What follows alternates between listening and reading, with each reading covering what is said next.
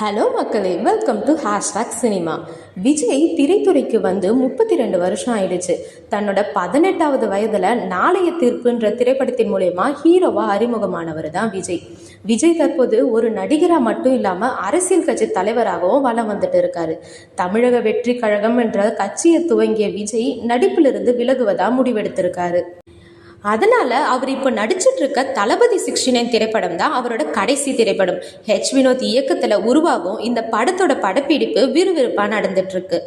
என்னதான் விஜய் நடிப்புல இருந்து விலகிறது அவரோட ரசிகர்கள் மற்றும் திரை பிரபலங்களால ஏற்றுக்கொள்ள முடியலனாலும் தளபதி விஜய் இந்த முடிவில் ஸ்ட்ராங்கா இருக்காரு.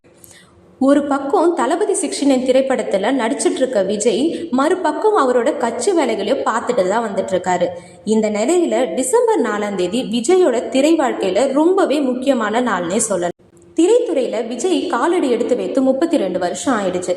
1992ஆம் ஆண்டு டிசம்பர் 4ஆம் தேதி தான் விஜயோட முதல் படமான நாளைய தீர்ப்பு வெளியானது. அதை தொடர்ந்து நாளைய தீர்ப்பு திரைப்படம் வெளியாகி 32 வருஷம் ஆயிடுச்சு. எஸ்.ஏ. சந்திரசேகரின் தயாரிப்பிலும் இயக்கத்திலும் வெளியான நாளைய தீர்ப்பு திரைப்படம் என்னதான் தோல்வி படமா இருந்தாலும் விஜய்க்கு நிறைய பாடத்தை கற்றுக் கொடுத்துருக்குன்னே சொல்லலாம். கண்டிப்பா ஒரு நடிகரா ஆகியே தீருவென்ற விஜய் அடம்பிடிக்க அதற்கு முதல்ல எஸ்.ஏ. சந்திரசேகர் ஒத்துக்கல.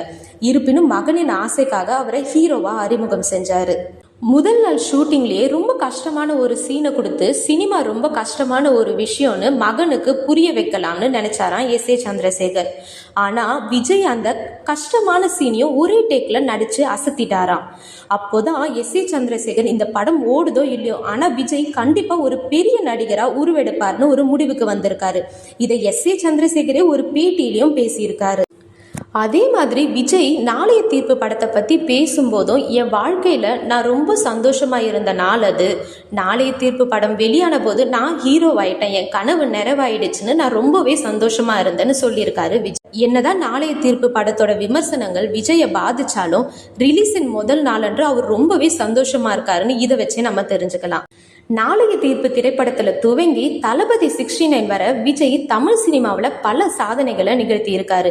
வசூல் சக்கரவர்த்தியாக வலம் வரும் விஜய் தளபதி 69 படத்துக்கு அப்புறமும் தொடர்ந்து நடிக்கணுன்றது தான் எல்லோரோட ஆசையாகவும் இருந்துட்டு இருக்கு. இன்னும் இது மாதிரியான நிறைய சினிமா அப்டேட்ஸை தெரிஞ்சுக்க நம்ம ஹேஷ்டாக் சினிமாக்கு லைக் பண்ணுங்க, ஷேர் பண்ணுங்க, மறக்காம சப்ஸ்கிரைப் பண்ணுங்க.